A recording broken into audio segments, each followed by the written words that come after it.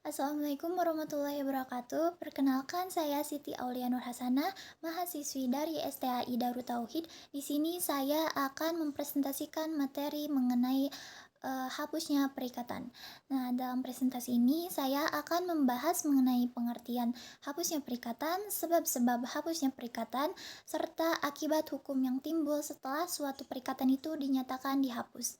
Nah, semoga presentasi ini dapat menambah pemahaman untuk kita semua mengenai bagaimana suatu perikatan itu dapat berakhir menurut ketentuan hukum yang berlaku.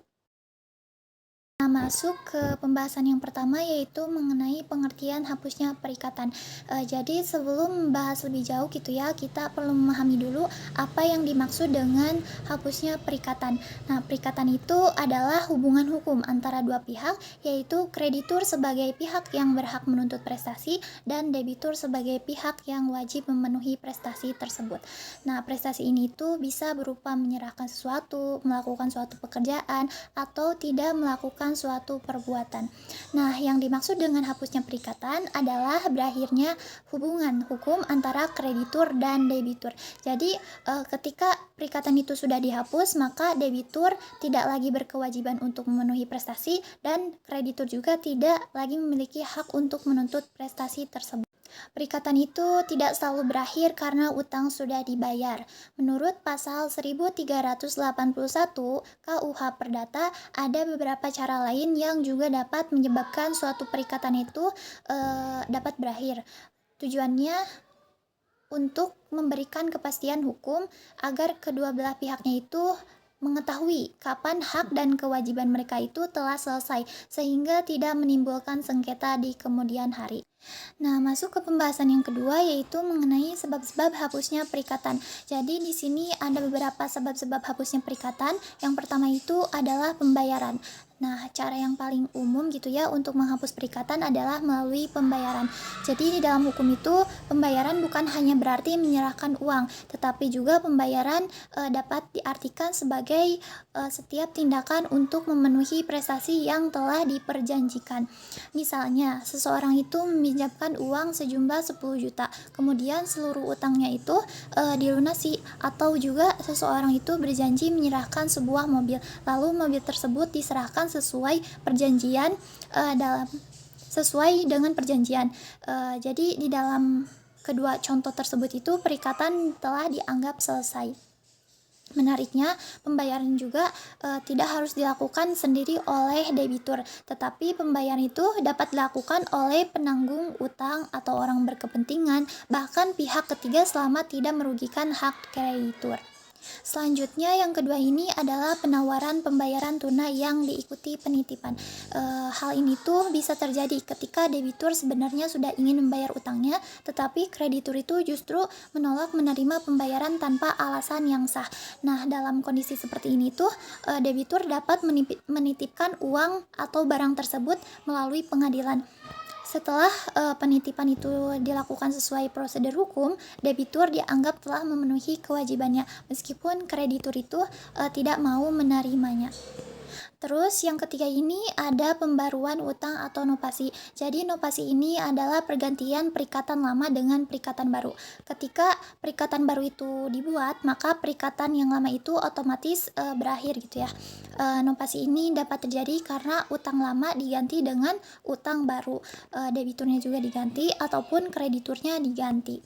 Sebagai contohnya gitu ya, awalnya A ini berutang kepada Budi, kemudian disepakati bahwa yang akan melanjutkannya itu yaitu C, sehingga saat itu kewajiban A berakhir dan digantikan oleh C seperti itu. Lanjut, yang keempat ini ada perjumpaan utang atau kompensasi. Nah, kompensasi ini bisa terjadi apabila kedua orang itu saling memiliki utang satu sama lain. Misalnya itu A berutang kepada B sebesar 5 juta, sedangkan B itu juga mempunyai utang sebesar 5 juta. Karena jumlahnya itu sama, kedua utang tersebut itu saling menghapus sehingga tidak perlu ada lagi pembayaran. Kalau misal jumlah utangnya itu berbeda, maka yang dibayarkannya itu hanya selisihnya saja. Terus yang kelima ini pencampuran utang. Jadi pencampuran utang itu terjadi ketika seseorang menjadi kreditur sekaligus debitur dalam satu perikatan. Karena seseorang tidak mungkin menagih utangnya kepada dirinya sendiri gitu ya, maka perikatan tersebut otomatis terhapus. Contohnya, seseorang anak memiliki utang kepada ayahnya. Setelah ayahnya meninggal, maka anak tersebut menjadi ahli waris yang menerima hak untuk menagih utang itu. Karena sekarang ia menjadi pihak yang berutang sekaligus pihak yang berhak menagih, maka utangnya menjadi dihapus. Lanjut yang keenam yaitu pembebasan utang. Pembebasan utang ini adalah tindakan sukarela dari kreditur yang telah memutuskan untuk menghapus haknya menagih utang kepada debitur.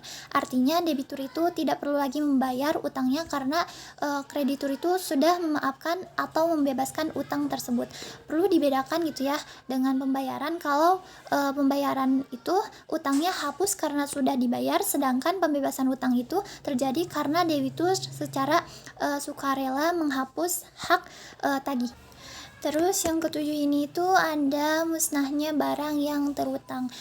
Perikatan juga dapat dihapus apabila barang yang menjadi objek perjanjiannya itu musnah atau hilang tanpa kesalahan debitur. Misalnya seseorang itu berjanji menyerahkan sebuah lukisan, sebelum diserahkan terjadi gempa bumi yang menghancurkan lukisan tersebut. Karena musnahnya itu bukan karena kesalahan debitur, maka perikatan itu dianggap berakhir. Namun apabila barang yang musnahnya itu karena kelalaian debitur, maka debitur tetap harus mengganti rugi. Yang kedelapan ada kebatalan atau pembatalan perjanjian.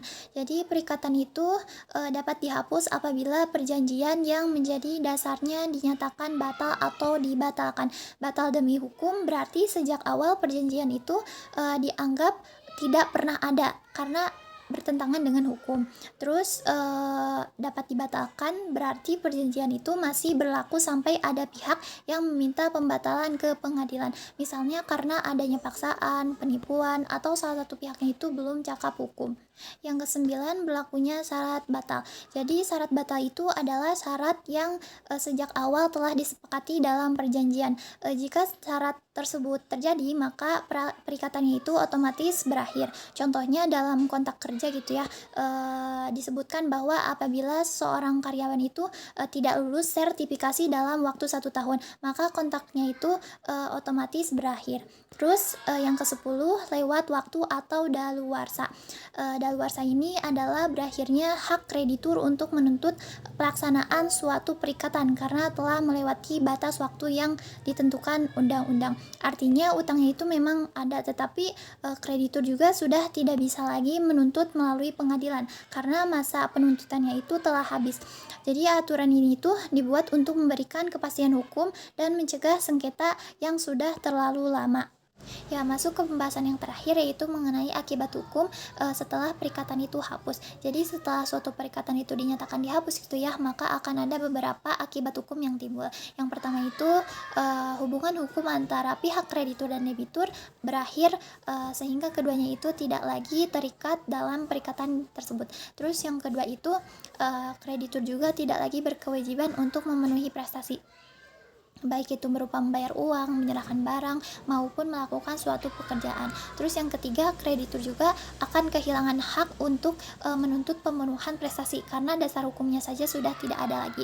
Terus yang keempat itu, hak-hak tambahan seperti jaminan, bunga, gadai, hipotek, ataupun penanggungan pada umumnya ikut terhapus juga karena mengikuti perikatan pokok. Terus yang kelima itu kedua belah pihaknya juga dapat dibebaskan dari tanggung jawab hukum yang timbul dari perikatan tersebut. Terus yang keenam itu apabila perikatannya hapus karena pembatalan perjanjian, maka para pihak